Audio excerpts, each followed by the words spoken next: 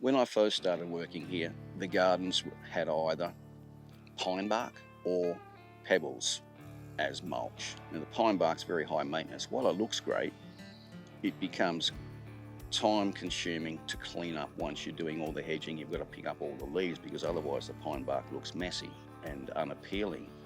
Your pebbles and things are different. You don't have to go that deep, but pebbles, which are still throughout the complex, I have removed in several gardens, and the reasons for that are several. While it might look nice, when they're copping full sun, they heat up and they bake the soil where it becomes too hot and dry.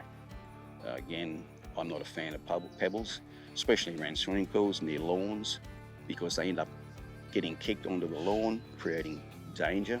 When you're brush cutting, you pick up one stone.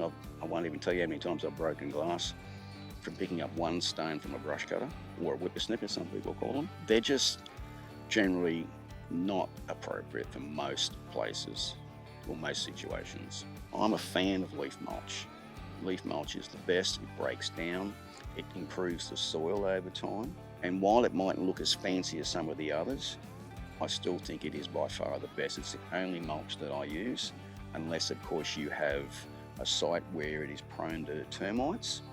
In that case, you're probably more likely to use cypress, pine, wood chip, because the termites won't eat that. Otherwise, leaf mulch for me is the go, and I recommend it to everybody. In this complex, they put weed mat down prior to putting the pebbles down.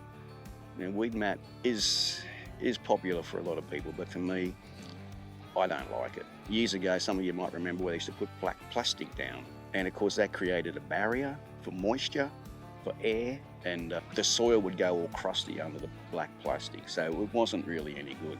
For me, the weed mat's not much different.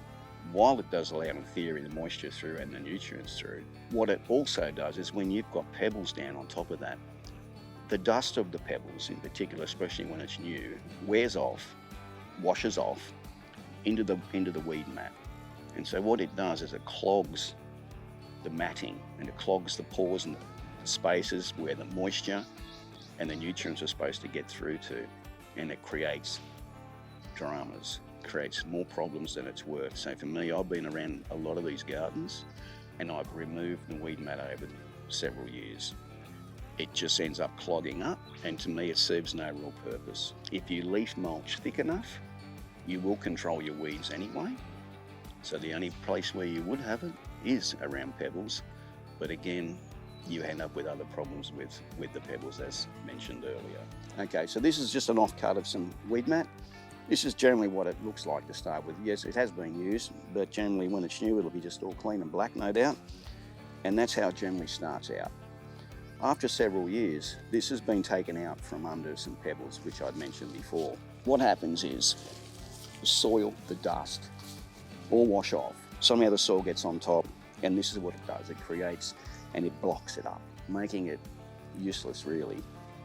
So it's clogging the pores, the gaps, so it's not getting air into the soil, it's not getting enough moisture, and it's just creating a barrier that you don't want. That's the end result of, you can see mostly soil there, but if there's times I've pulled pieces out where it's just all white from the stone and it's just totally clogged up and blocked, and the plants just show obvious signs of that. Thanks again for tuning in to another episode of Brett's Backyard. Until next time, ciao for now.